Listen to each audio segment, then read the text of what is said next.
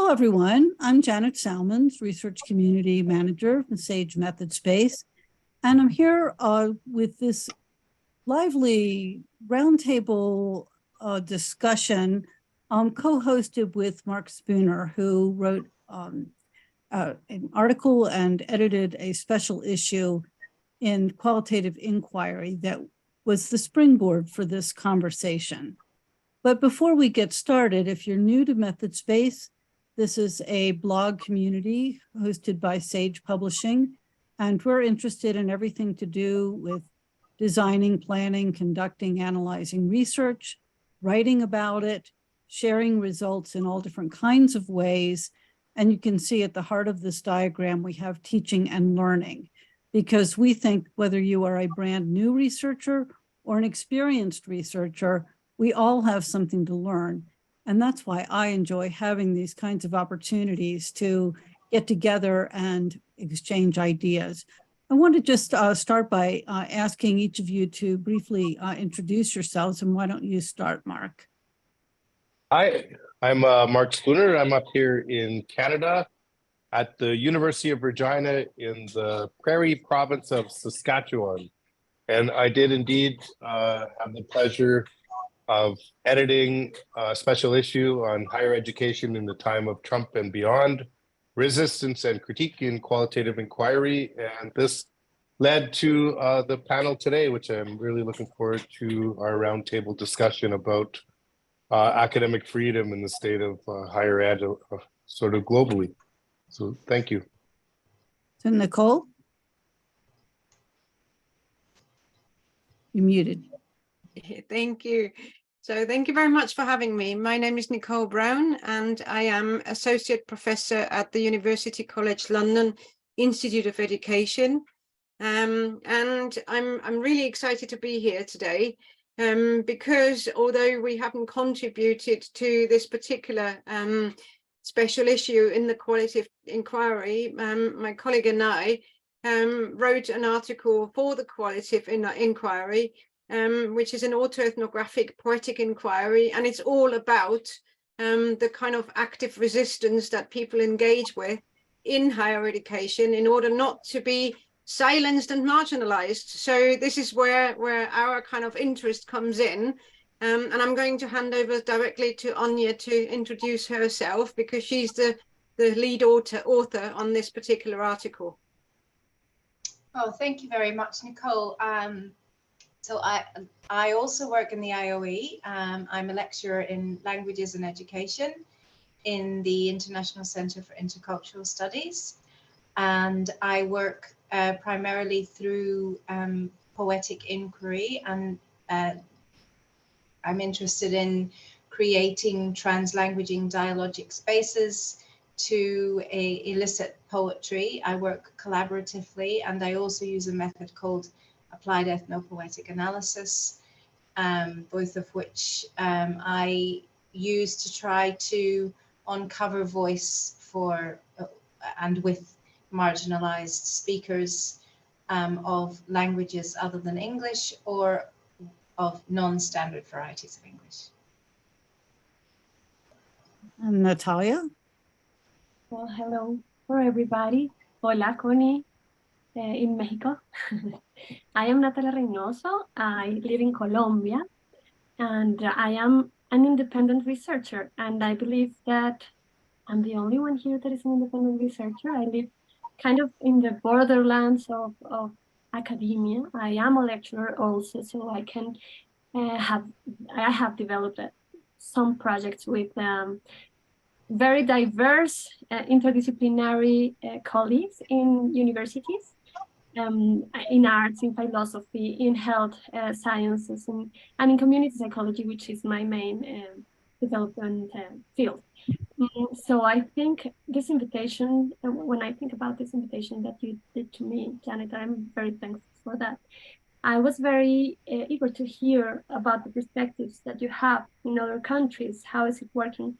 How are we living this crisis in Mexico? Is it similar from how we're living the university crisis here in Colombia? So, well, I will tell you a little bit about how it's working in my context as well, as an independent researcher and as a lecturer working with colleagues in the academia in Colombia. And Connie? Hi, thank you very much for inviting me. I'm very happy to be here. And I can see I'm the oldie in here and the wiser in here. And I work at the Universidad Autónoma Metropolitana, it means Metropolitan Autonomous University in Mexico City, with a particular pedagogic model that we call the Sistema Modular. This pedagogic model makes that everything that we do must be in a triangle, where one angle is research, and the other is teaching, and the other is community service. Mm-hmm. So everything we do should go linked by, we should do the same thing. I mean, like that, you know?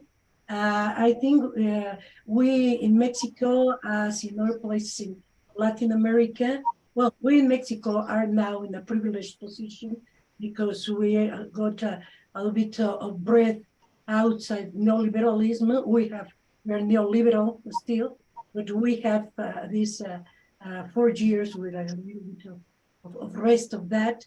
And but in Latin America, the division right and left is getting deeper and deeper. So, and I think Latin American universities are very peculiar. There is no other university in the world that resembles Latin American public autonomous universities. And I think there is a lot that we can say from there. But also, I must, from the very beginnings, to say that we have lost a lot of governmental support in Latin America.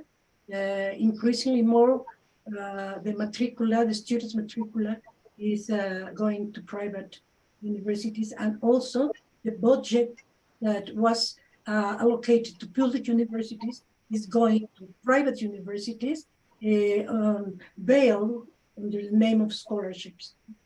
Well, that's it for now. What we want to really focus our conversation on today, issues around academic and intellectual freedom, you know, whether and how we can pursue our research interests and our instructional practice freely or not. So I want to just begin by posing a broad question to all of you about what kinds of issues you're experiencing, observing, and or studying in your institution, in your setting.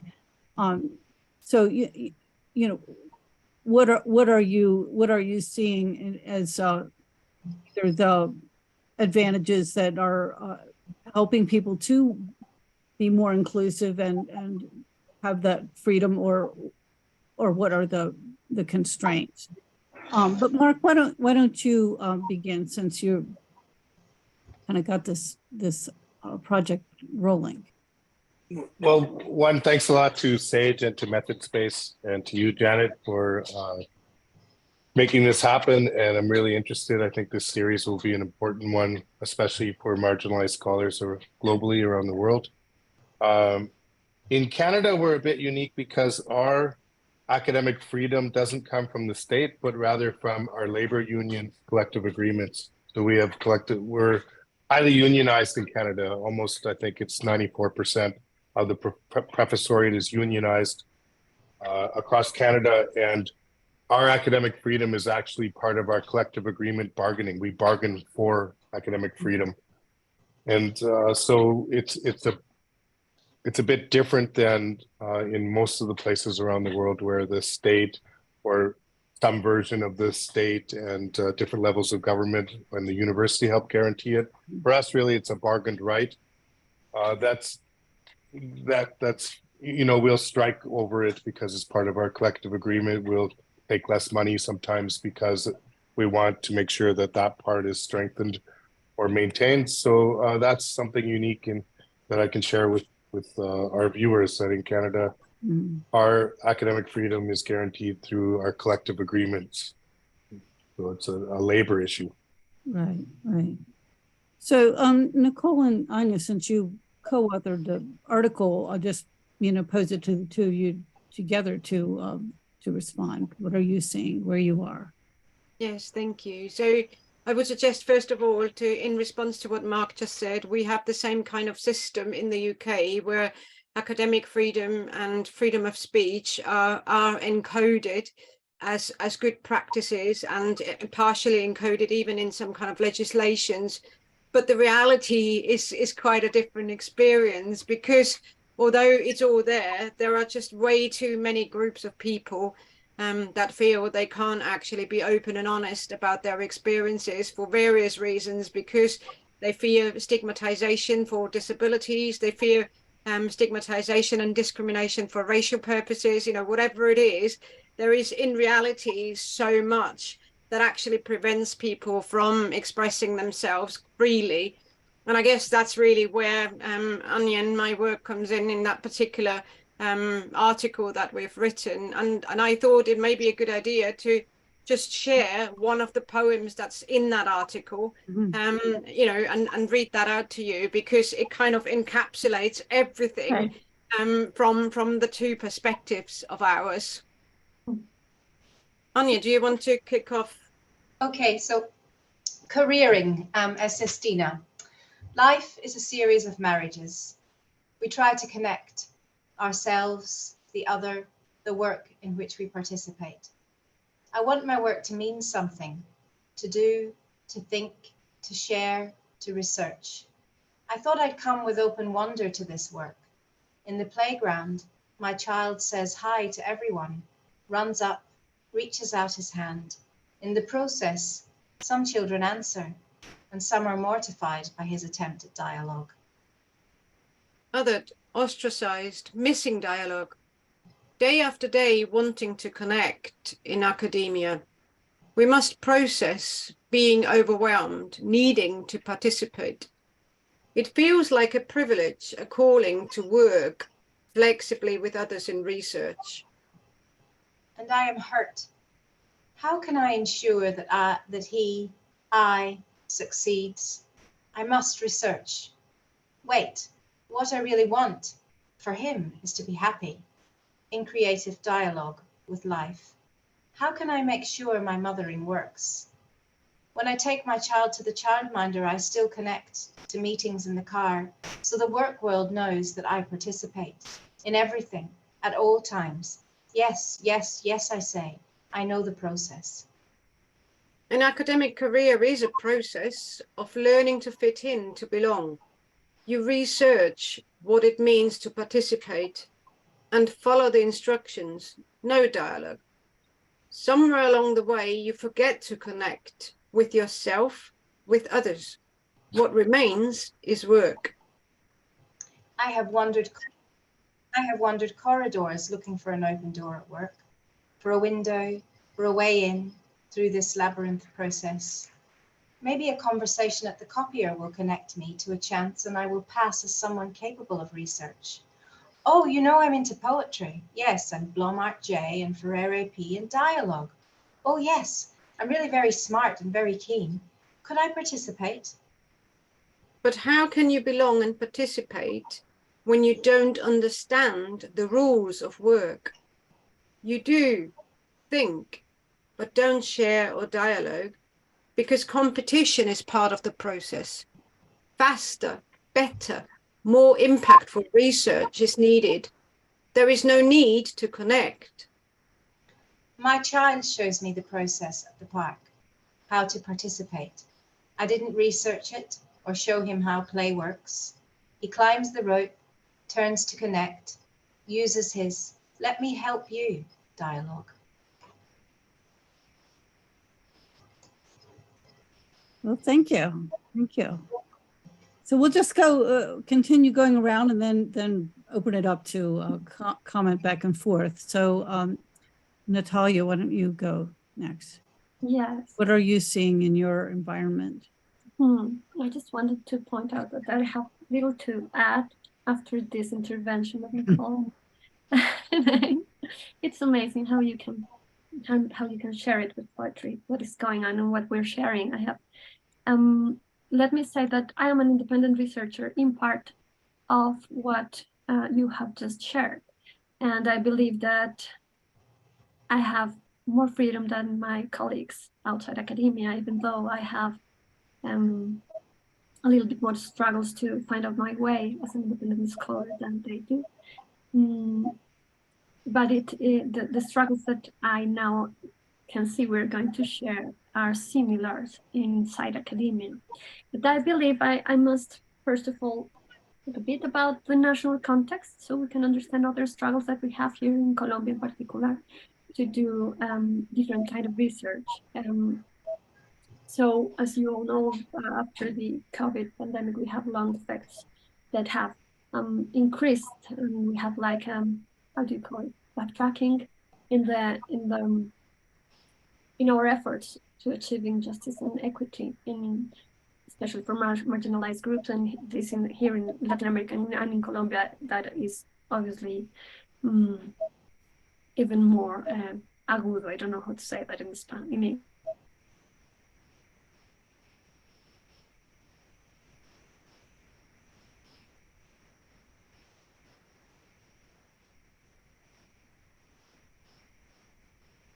I think that she is frozen.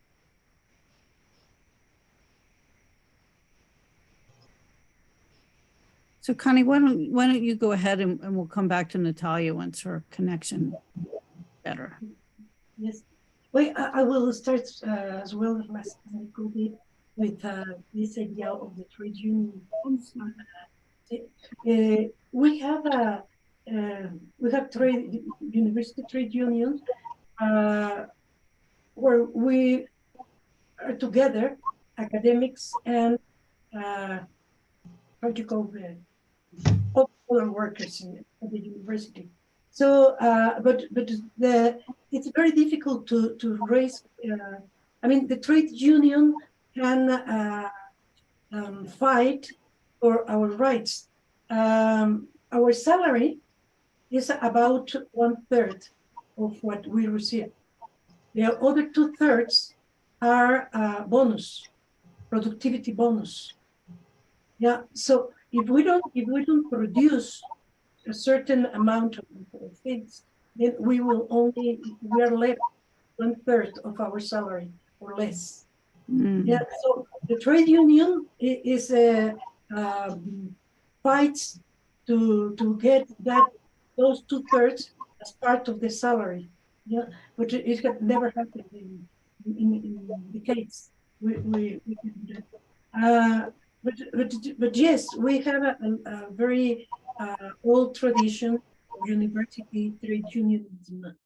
However, because in Mexico education is free by law, the government must pay, and at the same time must respect our autonomy.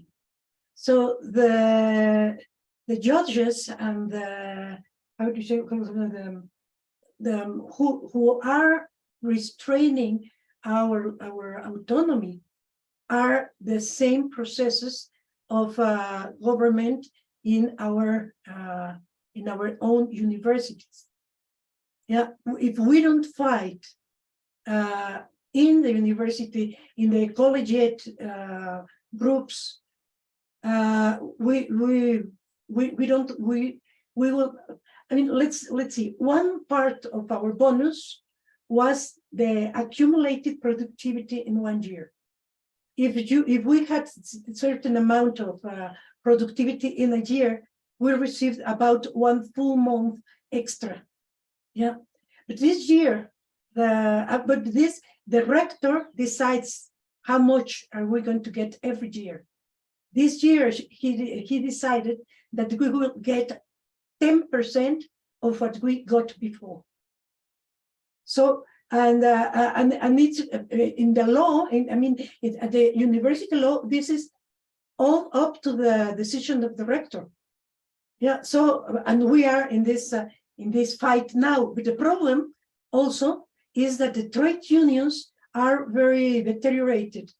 They have been undermined by years and years and years of neoliberal deals and things. So that's one big problem, that we don't have a solid trade union. And also we don't have solid collegiate government groups because we needed to work for productivity. We stopped living university life. So those that do not produce are now authorities, because the people using their time for productivity didn't apply for those positions. So now we have, I mean, the authorities are not university people. I mean, they are teachers, they are researchers, but they don't know how to teach. They don't know what the university is. So, and this is happening. Another thing, and I think this happened because since the 1980s, with the rise of neoliberalism, the university became a factory. Yeah, and we became workers in the factory at the disposition of the owners of the factory. Yeah, so we start to lose our sense of our passion to construct these places, to discuss epistemologies, to discuss the collective problems of our people. I mean, because those discussions doesn't give you points. You don't get any reward by being a universitarian. I don't know. So also autonomy is limited to for those who accept money, extra money from outside the university. We're not bound to find external money. Yeah, but some people, by themselves, they go and look for more money, and they get a lot of money, but they start losing autonomy. Yeah. So what happened with this productivity is that people started to repeat and repeat and repeat and repeat. Mm-hmm. So teaching is dull. It's not exciting. It's just the students just need to get a mark, but they have no passion because the teachers do not have passion. They repeat, and also they don't participate with their students. So this idea of teaching, researching, service has been broken by this factory, by the productivity bonus, and it's also sort of self-devaluation of the staff and the students. It's sort of hidden devaluation because the students have this idealization, particularly during the Zoom period. They were linked in the manga and anime, and these ideas of what a university is, not to fight with each other, nothing happens inside the rooms, and things like those. So the students are sort of saying, I'm a university, but at the end of the day, I'm not like what I meant to be, or it was supposed to be. I don't know, this is this feeling of as if everything was sort of being held down. No? So it's, but I find that at the very middle of all this is the lack of passion. There is no passion. And the break of this triangle of responsibility. Okay, well, let's hear from Natalia, and then we'll open it up for some cross conversation. Okay, thank you. Well, I in my context, in Colombia we have a lot of private universities and a few public universities. You might know, Connie. And private university, I believe, takes the majority of the students right now. We also have the challenges you are pointing out, so I'm not going to stay there a lot. But what I see in my experience in private universities as a lecturer is that they are also trying to pursue this triangle you're talking about, the intention of doing meaningful research that is to address real problems, to become a third generation university, I believe some call them.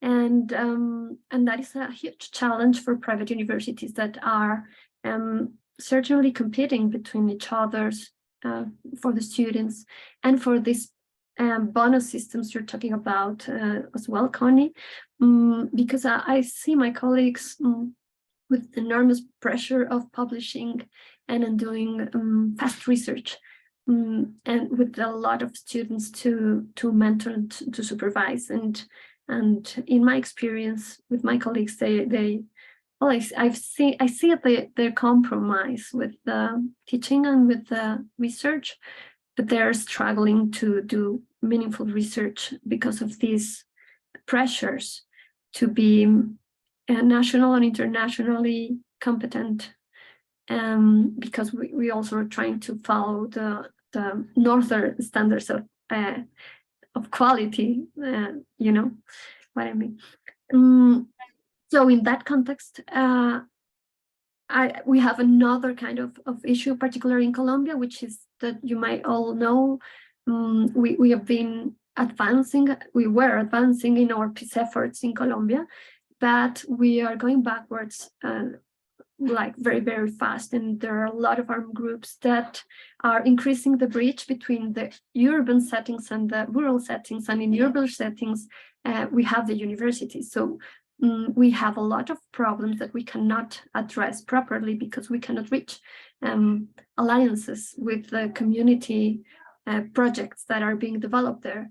And we were very happy because from decades we were not able to do research in so-called hard to reach territories in Colombia, which is the majority of our territory.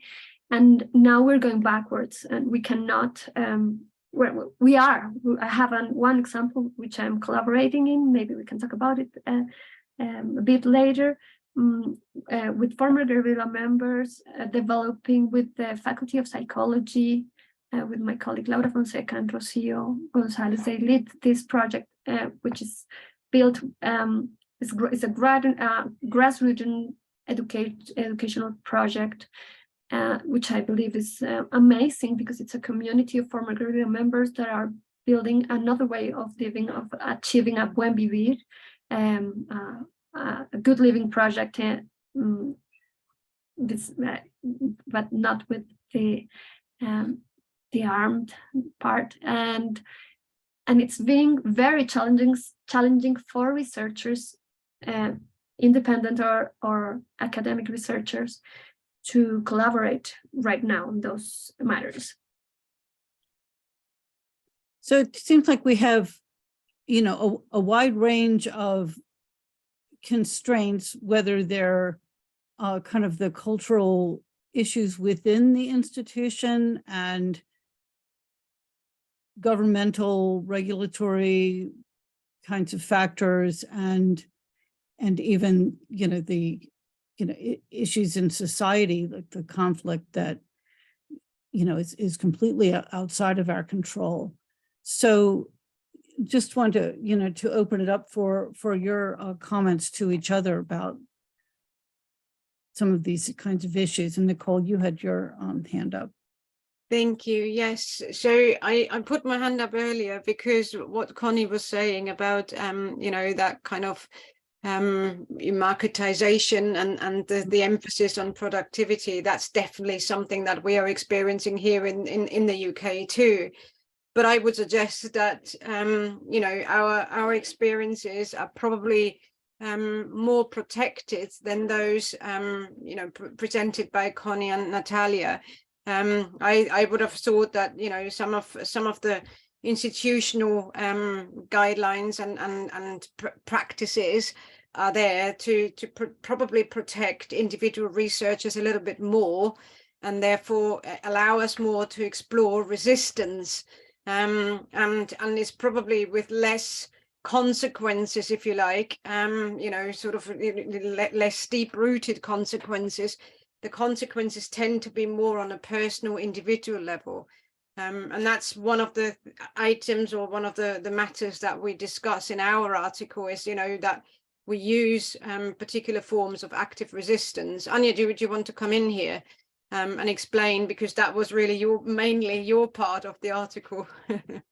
Well, I think it's important to say that I feel that we have institutional support to intellectually explore acts of resistance in terms of how knowledge is produced.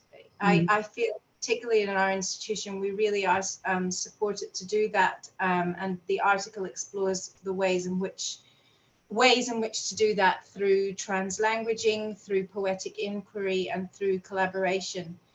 And I think that what we were concerned with in the article is exploring those ways to resist on behalf of participants who are marginalized, or who are at the margins of the of academia, as well as ourselves. So the ways in which we are supported to use to consider non-traditional means of knowledge production to resist implicit marginalization and silencing. Mhm.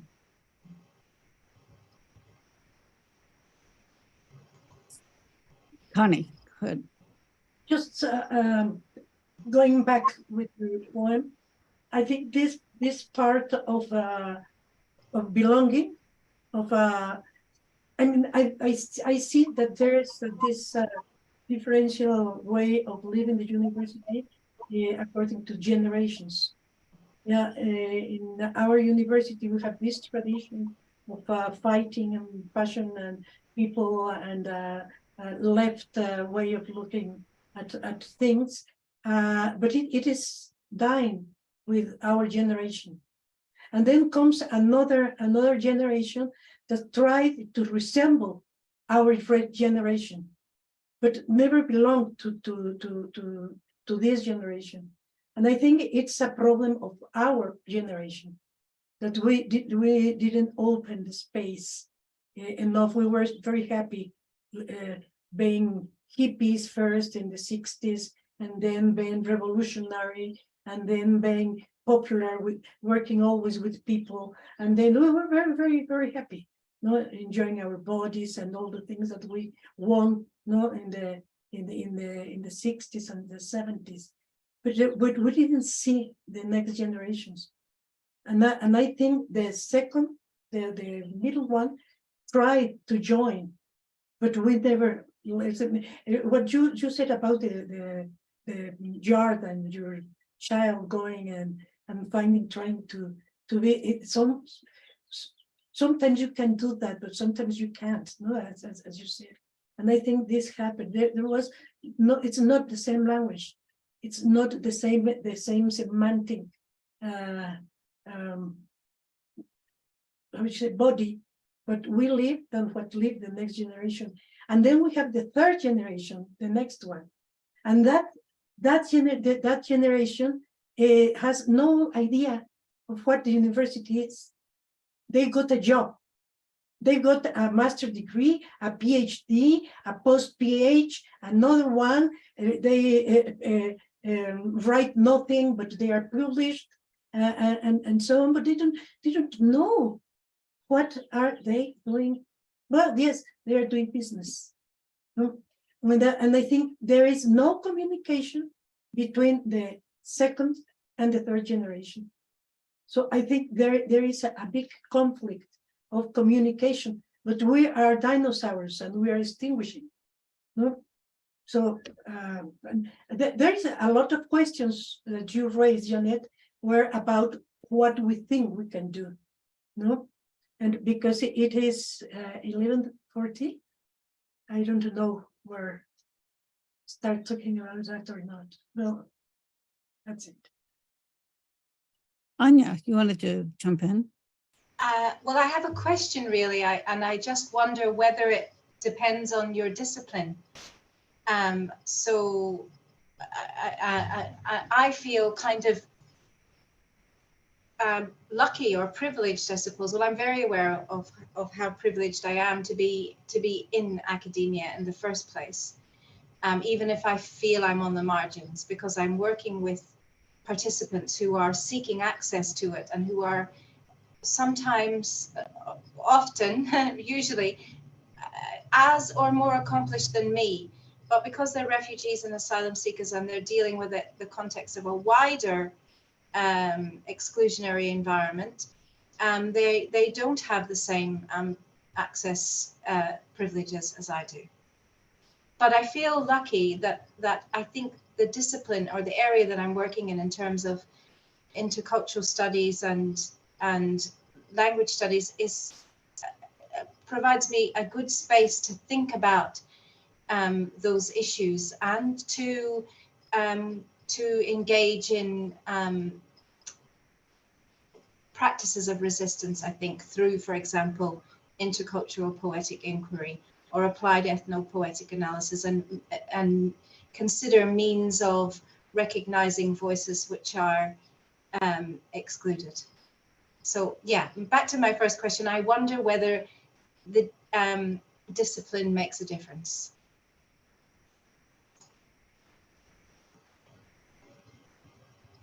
Go ahead, Connie. I just want to say that I am a medical doctor at the origin, and I work in the healthcare department. Yeah, and I don't know anything about medicine anymore. Yeah, but the health problems are medical, cultural, and they ask for different methodologies and approaches. No? So I think that in this time, in present times, there is no this thing about it all depends on what your area of study is. I think it's increasingly is not valid anymore, because we can realize that human problems are biological, are philosophical, are artistical, are cultural, are mathematical, are human problems. So yes, I think I totally agree. I just think that I wonder whether some areas are more likely to take that point of view than others. Some fields are more likely to recognize that these disciplinary divides are arbitrary and where we want to recognize or not, life is like that, and yeah. And it's evident the heat we are having now make us very clear that the university as we know it and the world as we know it won't last much more. I completely agree with you. Yeah. Natalia, something to add.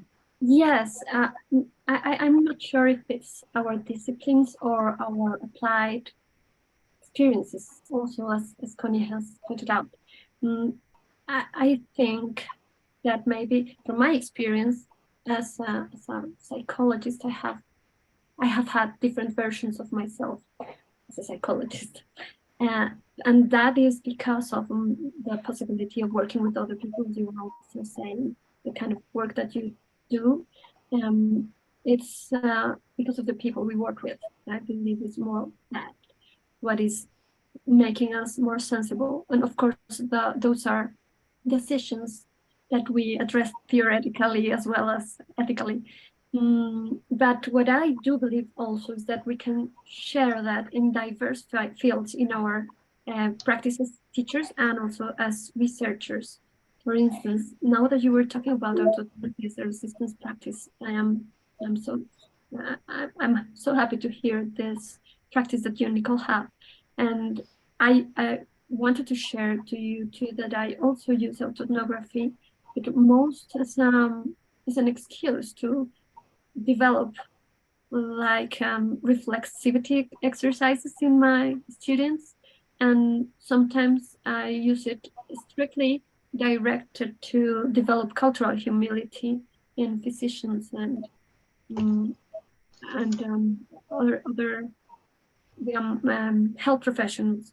And now I say it also as a practice of resistance, as you said, because it has the purpose of developing this kind of sensitivity, no matter what your field of action is going to be before your training in academia.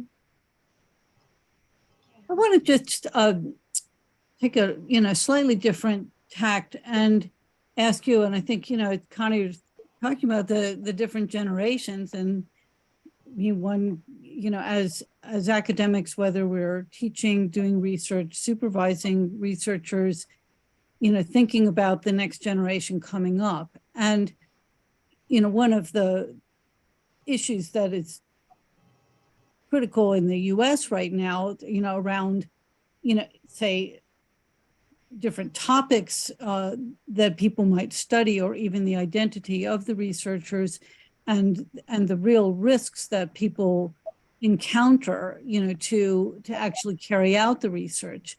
So, as you think about our Methodspace audience who have the chance to watch this, what kinds of recommendations do you have in terms of the kinds of either social, cultural, academic, scholarly skills you think are important, to impart to the people you work with, and that might be useful to our viewers?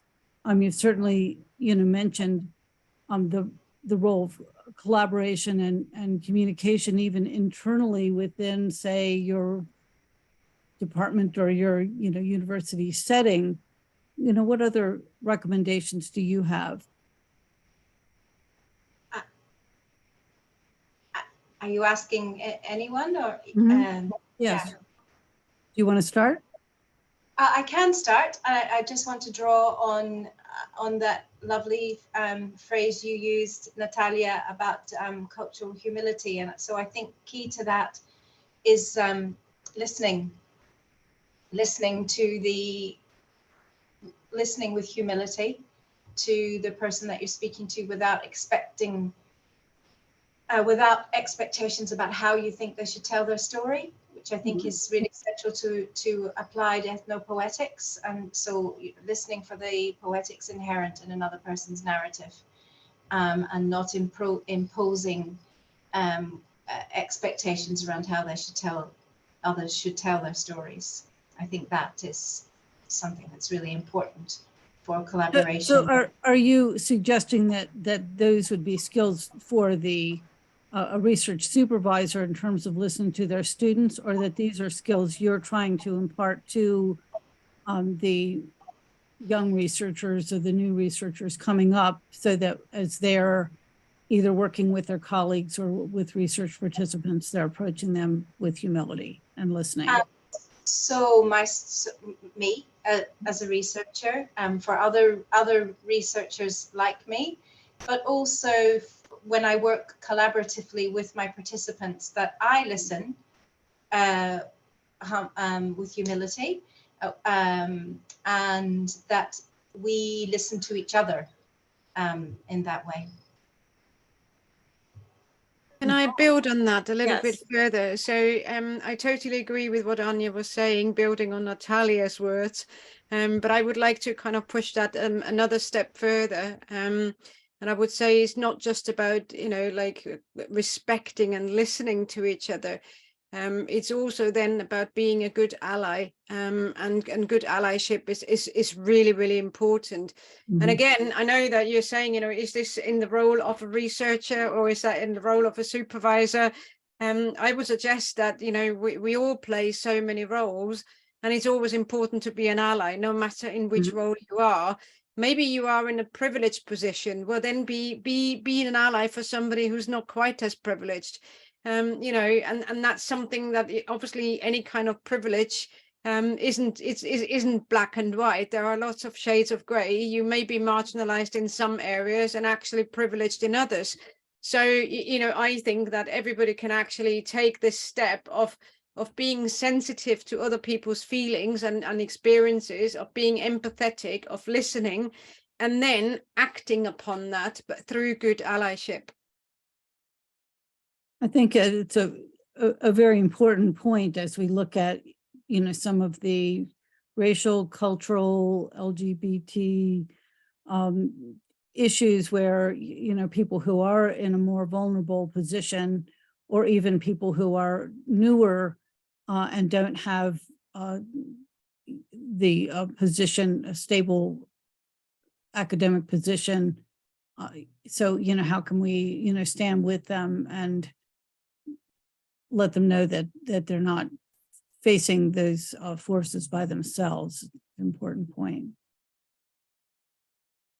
What And other? like I said, it's also important though to recognize that even if somebody is employed, that employment may not be a stable employment. It may be a precarious contract. It may be, you know, only like a fractional contract or a 0 hours contract. So, you know, not to just jump to assumptions. Well, this person, you know, has got whatever affiliation or whatever color of the skin or whatever non, you know, visible disability, you know, to then just jump to the conclusion, well, they've got it all well, it's not quite as simple as that.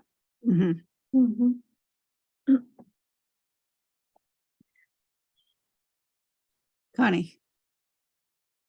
Thank you very much as well with this idea of cultural humility, particularly applied with us as researchers, myself, and but also to all the personnel in the medical profession.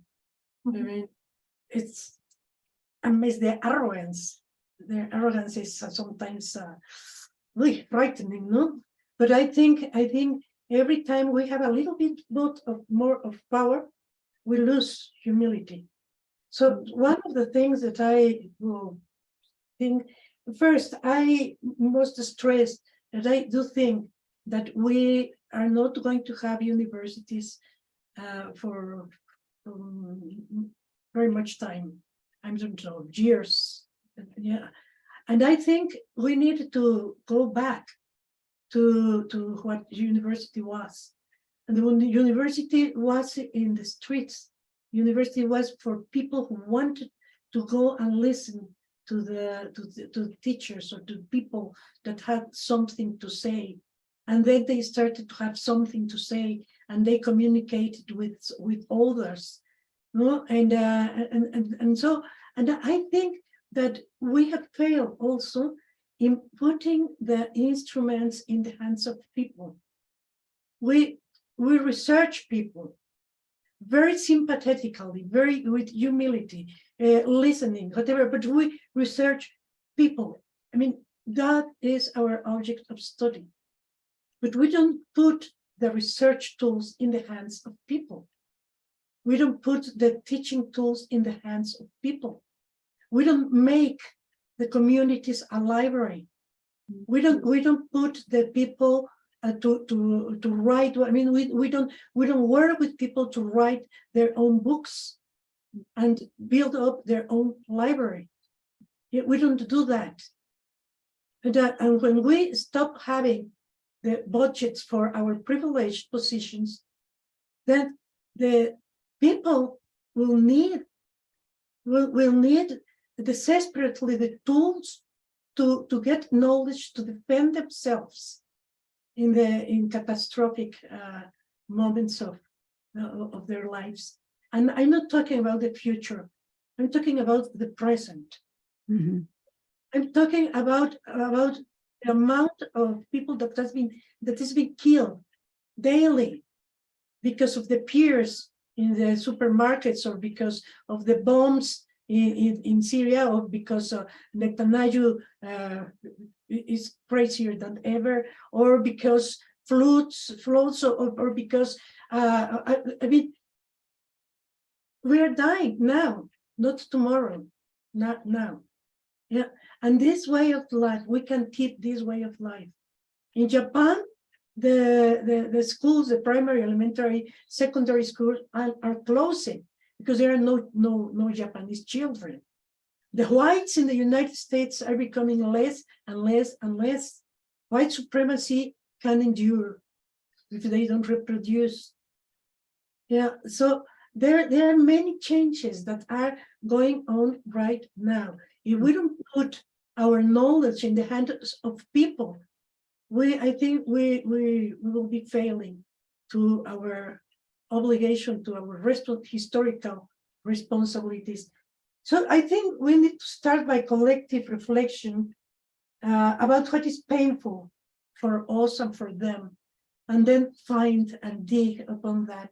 We need to develop peer pedagogies of reflection with our colleagues, with our friends, about how we will how we are molding our university, and what are we going to do to endure, to make the university endure whatever happens in the world.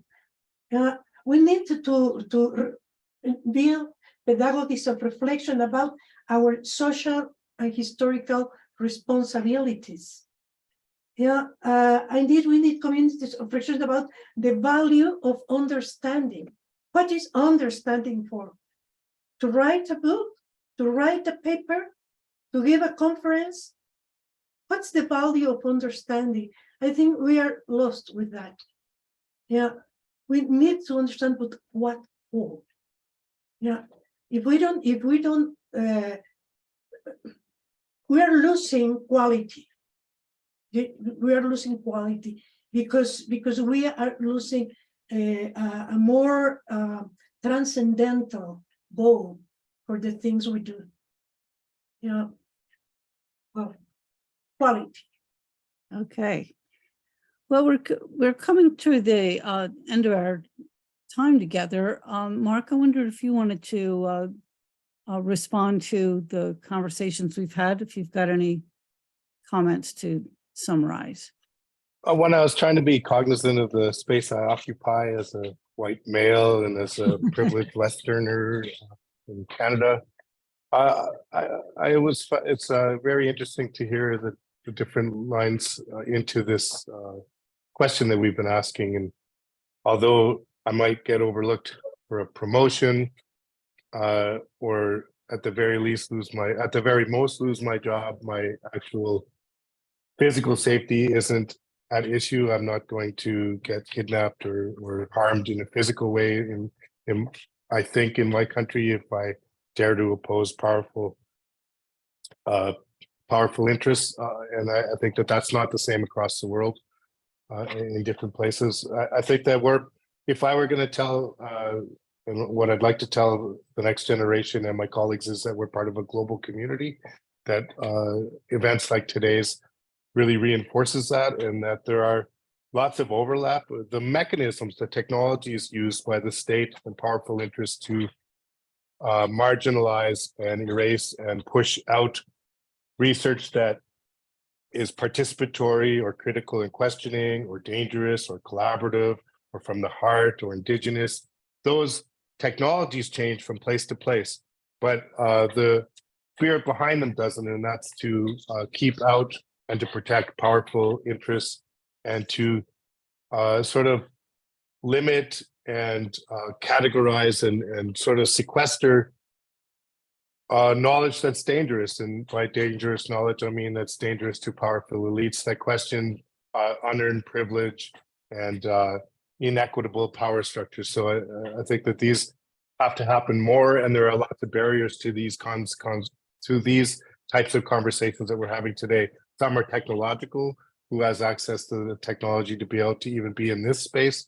As I've experienced in other forums, another piece is who can even come to the country, who can come to Canada, for instance. Visas become an issue, so the state keeps out the people that have the ideas that may be dangerous to the state. And so there's kind of a structure that works to prevent us from having these global community conversations, which would make us stronger. And I think that's the piece that I'd like to end. And just that it's a real honor to be together on this roundtable with my scholarly I want to say friends, my scholarly acquaintances. I'd like to be better friends in the future. So thank you. I think a couple of the things that stand out to me is, I mean, the value of collaboration and crossing disciplines and these other boundaries ourselves, you know, so that, you know, we can have, you know, both a broader worldview and renew our commitment and our passion, as Connie had pointed out earlier. So I hope that for those listening, you know, this will give you some food for thought to think about the role of the university, role of the people within the university and relationships, both within the university and with your communities, and that, you know, it will be that we can at least try to work towards a stronger future that is more supportive of learning and exchange. Anything else anyone would like to add? Well, thank you for taking the time to join us today.